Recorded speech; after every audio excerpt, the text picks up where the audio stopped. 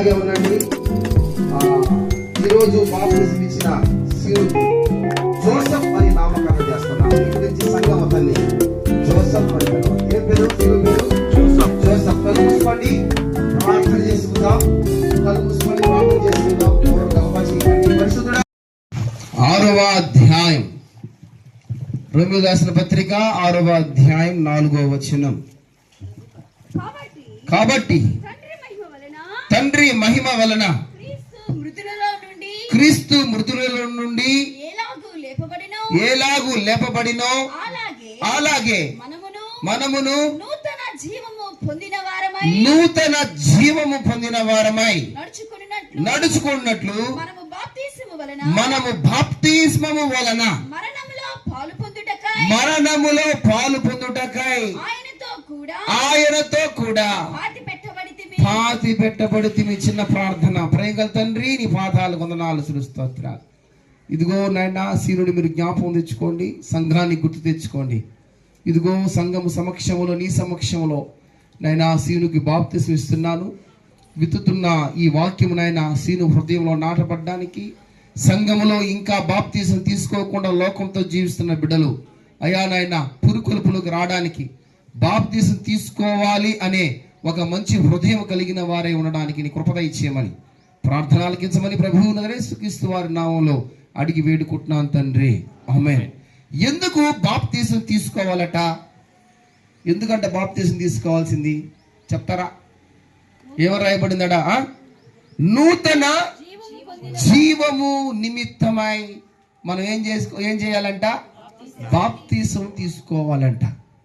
ఇదిగో ఇప్పుడు దాకా జీవించిన జీవితం, ఇప్పుడు దాకా సీను నువ్వు బ్రతికిన బ్రతుకు, ఇదిగో నీకు ఎన్ని సంవత్సరాలు అన్ని సంవత్సరాలు జీవించిన జీవితం ఒకటి, ఇక మీద నుంచి నువ్వు జీవించే జీవితం ఒకటి. ఇది పరిపూర్ణమైన జీవితం. ఇక నుంచి నువ్వు జీవించబోయే ప్రతి జీవితానికి దేవుని దగ్గర లెక్క ఉంది. ఏంది? ఇక నుంచి నువ్వు చేస్తున్న ప్రతి పనికి దేవుని దగ్గర లెక్క. ఇదిగో నువ్వు మంచి చేస్తే మంచిగా లెక్క ఉంది, నువ్వు చెడు చేస్తే చెడుగు లెక్క ఉంది. బాప్తిజం అంటే ఆషామాషి కాదు. బాప్తిజం తీసుకొని నువ్వు నూతన జీవితంలోకి వెళ్ళిపోతున్నావు. బాప్తిజం ఎందుకు పొందాలయ్యా అంటే నూతన జీవితం జీవించబడ్డానికి బాప్తిజం పొందాలి. అదే అంత మాత్రమే కాదు. గలతీయులకు రాసిన పత్రిక 3వ అధ్యాయం 27వ వచనంలో ఒక మాట రాస్తున్నాడు, చదవండి. క్రీస్తులోనికి బాప్తిసం పొందిన మీరందరూ క్రీస్తును ధరించుకొని ఉన్నారు. ఇప్పుడు ఇక్కడ ఎవరెవరైతే బాప్తిసం తీసుకున్నారో, ఎవరెవరైతే దేవుని శరీరంలో దేవుని రక్తంలో పాలిభాగస్తులు అవుతున్నారో వాళ్ళంట ఎవరిని ధరించుకున్నారట? క్రీస్తుని ధరించుకున్నారు. ఇప్పుడు క్రీస్తును ధరించుకున్న వాళ్ళు చాలా మంది ఉన్నారు. క్రీస్తును ధరించుకొని లేకుండా ఉండే వాళ్ళు చాలా మంది ఉన్నారు. ప్రియమైన దేవుని బిడ్డలారా, దేవుడు అంటున్నాడు, మీరు ఎప్పుడైతే బాప్తిజం తీసుకున్నారో నా శరీరాన్ని మీరు ఏం చేశారంట? ధరించుకొని ఉన్నారు. మీరు ఎందుకు బాప్తిజం తీసుకోవాలంటే నూతనంగా జీవించబడ్డానికి కొరకు. ఎందుకంట నూతనమైన జీవితం ప్రతి క్రైస్తవుడికి, ఇదిగో ప్రతి విశ్వాసికి, మందిరానికి వస్తున్న ప్రతి ఒక్కరూ ఈ బాప్తిజం అనుభవంలోకి రావాల్సిందే. బాప్తిజం లేకుండా నువ్వు ఎన్ని సంవత్సరాలు గుడికి వచ్చినా, ఇదిగో బాప్తిజం లేకుండా నువ్వు ఎంత గుడిలో ఎన్ని మంచి కార్యాలు చేసినా, బాప్తిజం లేకుండా నువ్వు ఎంత ధారాళంగా దేవునికి నువ్వు అర్పించినా, ఇదిగో అవన్నీ లెక్కలోకి పరిగణలోకి తీసుకొనబడవు. నువ్వు నూతనంగా జీవించడమే దేవునికి కావాల్సింది. ఇదిగో నువ్వు క్రీస్తుని ధరించుకోవడమే దేవునికి కావాల్సింది. దేవుడు అంటున్నాడు ఇంకొక మాట, ఎందుకు బాప్తిజం తీసుకోవాలి అంటే చూడండి, మార్కు సువార్త 16వ అధ్యాయం 15 నుంచి 16 వరకు చదవండి. మార్కు సువార్త. మీరు సర్వలోకమునకు వెళ్ళి సర్వ సృష్టికి సువార్తను ప్రకటించుడి. నమ్మి బాప్తిసం పొందినవాడు రక్షింపబడును, నమ్మని వానికి. చూడండి, ఇక్కడ కఠినమైన మాట దేవుడు వాడాడు. నమ్మి బాప్తిసం పొందితే ఏమొద్దంట? రక్షింపబడతాడంట. బాప్తిజం పొందకపోతే ఏమొద్దంట? శిక్ష విధించబడను. నేనంటాను, ఈ శిక్ష ఎవరు విధిస్తారు? మనుషులు విధించే శిక్ష ఇది?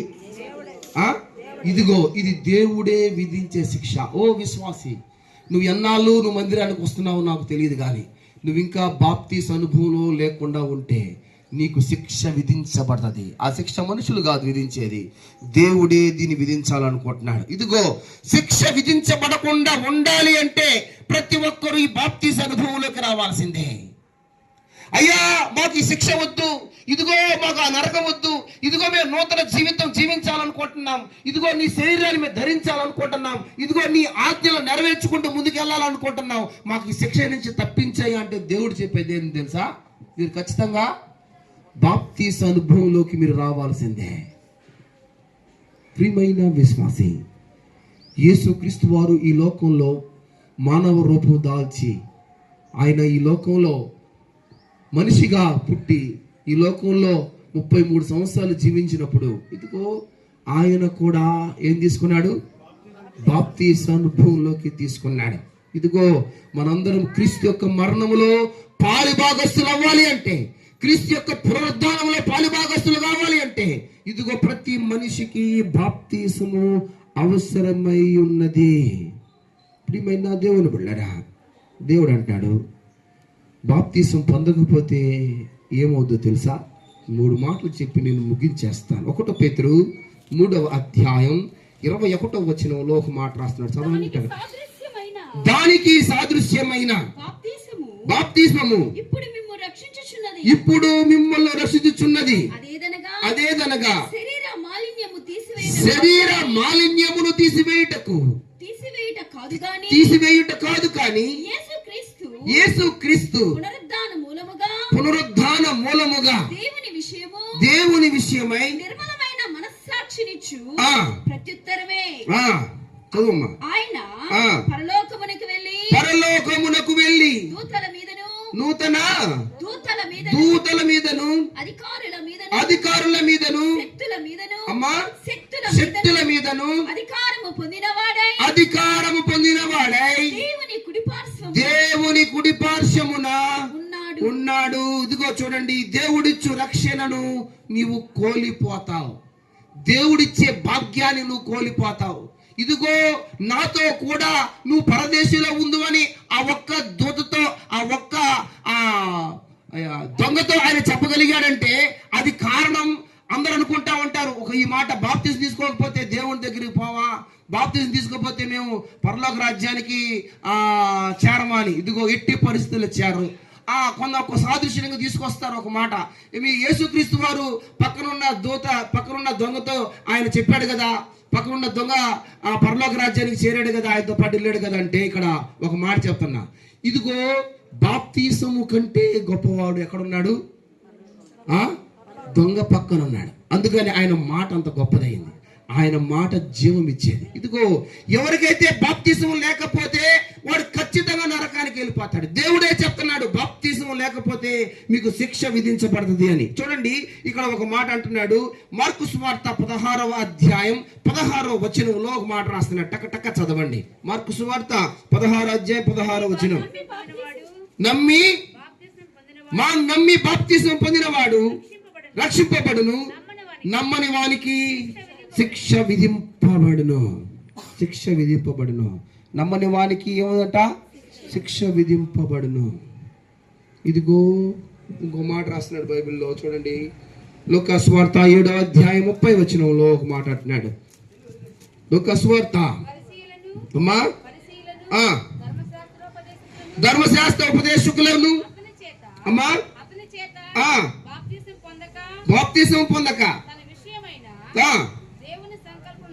దేవుని సంకల్పమును నిరాకరించుచున్నారు. బాప్తిసము పొందని వాడు దేవుని సంకల్పాన్ని నిరాకరించుచున్నాడు, దేవుని ఉద్దేశాలని కాదంటున్నాడు, దేవుని మాటలను వద్దంటున్నాడు, దేవుడు జరిగించే గొప్ప కార్యాలని కాదని తోసిపుచ్చుకొని వెళ్ళిపోతున్నాడు, దేవుని సంకల్పాన్ని కాదంటున్నాడు. ప్రియమైన విశ్వాసి, నువ్వు ఇంకా దేవుని సంకల్పాన్ని కాదంటుంటే, శిక్షను నేను పొందుకుంటానంటే, ఆజ్ఞలు నెరవేర్చను అంటే, లోకంలో తిరుగుతాను అంటే నీకు తప్పదు. ఏంది? భారీ మూల్యం. ఏంది?